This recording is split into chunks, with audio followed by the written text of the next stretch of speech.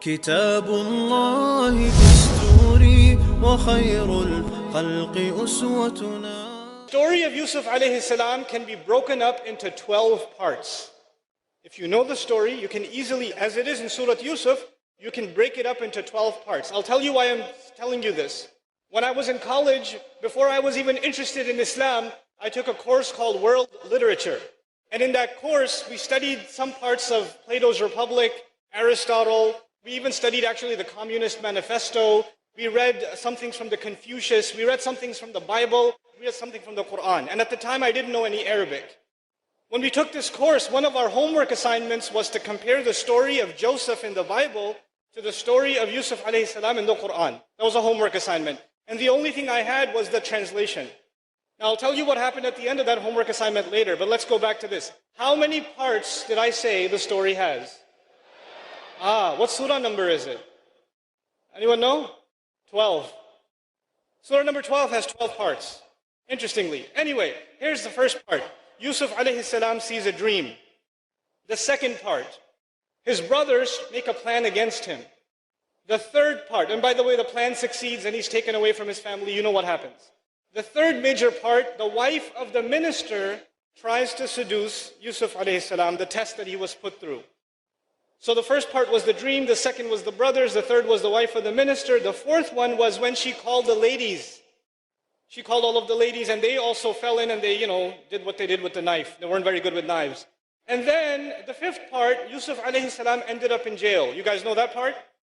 Right? He was falsely accused and he went in jail. The sixth part is when the king had a dream and he couldn't figure out what the dream means. What kind of animal did he see in the dream? Call it out loud. Huh?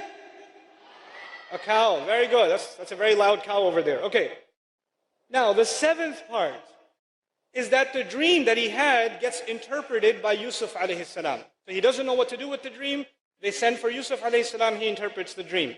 The eighth part is Yusuf alayhi salam is released from prison. He gets out of prison.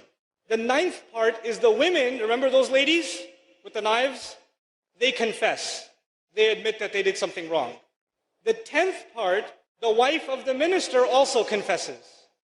The 11th part, the brothers learn their lesson. You know the brothers who put him in the well in the beginning? Now we're in part 11 and they learned their lesson. Final part, part 12, the dream of Yusuf alayhi salam gets interpreted. Finally, he knows what the ta'wil of the ru'ya was. The interpretation of the dream was. Okay, how many parts did I say again? 12. Now listen carefully. Part 1, he sees a dream. Part 12, the dream gets interpreted. Part 2, the brothers make a scheme against him. Part 11, backwards, the brothers learn their lesson and they ask for forgiveness. Part 3, the wife of the minister tries to scheme against Yusuf. Part 10, going backwards, the wife confesses that she was wrong. Part 4, the ladies tried to seduce or say something about Yusuf alayhi salam. Part 9, the ladies confess. Part 5, Yusuf alayhi salam goes to jail. Going backwards, part 8, Yusuf alayhi salam is released from prison. Part 6, the king sees a dream. Part 7, the king's dream is interpreted. This is not a book. It was a speech. There was no editing. There was no, here are the 12 parts. Let's put part 1 and part 12, part 2 and part 11, part 3 and part 10. It wasn't like that. It was given as a surah. The Rasul ﷺ recited it. And just in that recitation, it has this perfect symmetry. Subhanallah ma a'jaba hadha al-kalam.